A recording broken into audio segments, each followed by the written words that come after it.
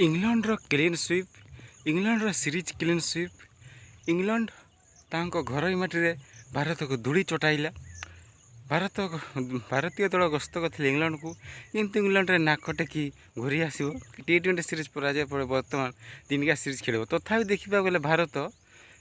4-0 हारिला और England 4-0 series जीतला और clean sweep देखा गले 15 वर्ष पर एमती है। अवश्य जो सूर्य अधिनायक थिला एमती के भारत हारी नाला देखा गले 2-0 हारिला आयरलैंड ठारू और 4-0 हारिला इंग्लैंड ठारू देखा गले से पड़ोशी देश पाखे सब मैच हारिला और देखा गले यूरोप माटी नाक सारी टीमटा और जदि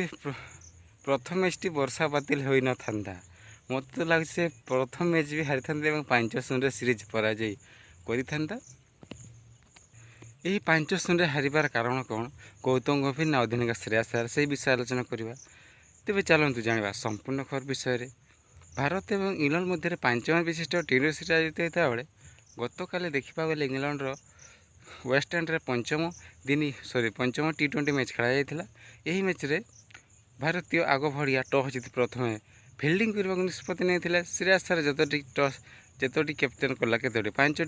नुहे 7टी से सब टॉस जीति किंतु सब जाक मैच हारी। अवश्य गोटे वर्षा बाधिल गत काली वर्षा होता वर्षा हवा पर भी खेल होता वर्षा हवा ठीक पर खेल हवा पर